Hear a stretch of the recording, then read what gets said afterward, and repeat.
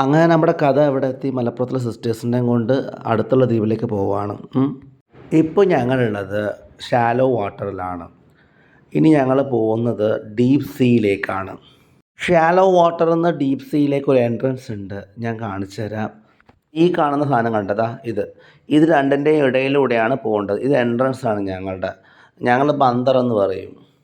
Shallow വാട്ടറിൽ നിന്ന് ഞങ്ങളിപ്പോൾ ഡി സിയിലേക്ക് കയറി കഴിഞ്ഞു. എന്ന് വെച്ചാൽ ആഴക്കടൽ. ഷാലോ എന്ന് പറയുമ്പോൾ ആഴം കുറവുള്ള ഇതെന്നർത്ഥം. ഓക്കെ, ഇതിനെ ഞങ്ങൾ ബഹറെന്നും പറയും, ബില്ലമെന്ന് പറയും. മറ്റേതിനെ ഞങ്ങൾ ലഗൂണെന്നും പറയുവേ.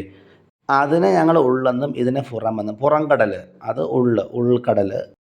അങ്ങനെ നമ്മുടെ സിസ്റ്റേഴ്സ് മീൻ പിടിക്കാൻ വേണ്ടി ഇരിക്കുക കേട്ടോ. അവർക്ക് മീൻ പിടിച്ചത് പോരാ, വീണ്ടും വീണ്ടും മീൻ പിടിക്കണം. ഈ കടലിൻ്റെ കളർ കണ്ടോ? ഇത് നമ്മളിപ്പോൾ ആഴക്കടലിലാണ് ഉള്ളത് കേട്ടോ. സ്രാവിനും നീലത്തിമിംഗലത്തിനും ഒക്കെ വരാൻ പറ്റിയ ഒരു ഏരിയ ആണിത്. ഈ ചങ്ങാതി ഒരു നൂല് കൊണ്ട് ഇരിക്കുന്നത് കണ്ട. ആ നൂലിൻ്റെ അറ്റത്ത് ചൂണ്ടയും ഒരു ആർട്ടിഫിഷ്യലായിട്ടുള്ള ഒരു ബൈറ്റ് ഇരയും ഉണ്ടാവും. ആർട്ടിഫിഷ്യലാണ്, ഒറിജിനൽ അല്ല. അപ്പോൾ അത് ഇങ്ങനെ പിടിച്ചുകൊണ്ട് അവർ വെയിറ്റ് ചെയ്തിരിക്കുകയാണ്, സബൂർ ചെയ്ത് ക്ഷമിച്ചിട്ട്. ഇത് കുട്ടിയും നൂലുമാണ്. ഹാൻഡ് ലൈൻ ഓപ്പറേഷൻ എന്ന് പറയും ഞങ്ങൾ. അത് കുട്ടി എന്ന് വെച്ചാൽ ആ നൂല് ചുറ്റുന്ന ആ ഒരു സാധനം ഞാൻ ഇത്തിരി മുമ്പ് കാണിച്ചിരുന്നല്ലോ. ഇതാണ് കേട്ടോ ആ കുട്ടി, ഇതിൽ ചുറ്റുന്നതാണ്.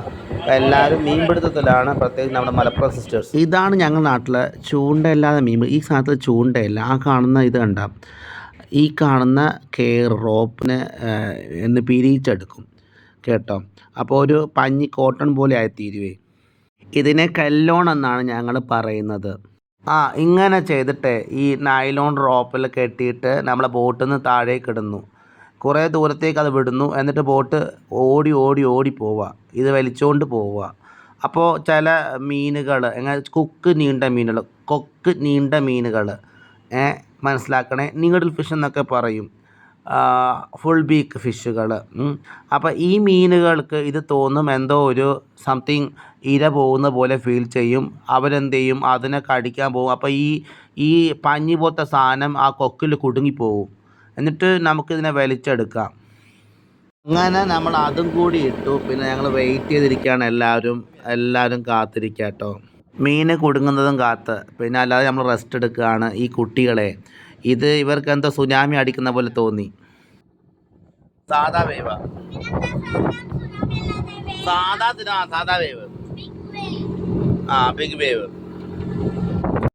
പിന്നെ ഞാൻ ആ റൂമിൽ നിന്ന് ഇറങ്ങി. ഞാനും എൻ്റെ മൂത്ത മോനും സോഫയിലാണ്. മോൻ എൻ്റെ മടിയിൽ കിടക്കുന്ന ഫ്രീ ആയിട്ട്.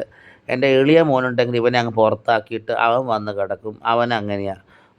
വാപ്പ എപ്പോഴും ഓനെ ഹക്ക് ചെയ്യണം, എൻ്റെ മടിയിൽ ഓനിരിക്കണം എന്നുള്ളത്. മൂത്തതിനെ ഇരിക്കാൻ സമ്മതിക്കത്തില്ല.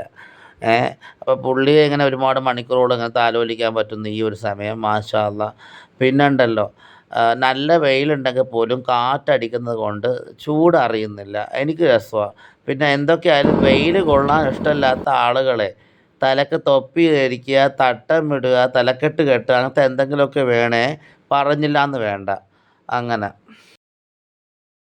ഞങ്ങൾ മീനും കാത്തിരിക്കുക. മീൻ കിട്ടിക്കഴിഞ്ഞാൽ മീൻ കിട്ടിയ കഥ പറയാനായിട്ട് ഞാൻ വീണ്ടും വരും.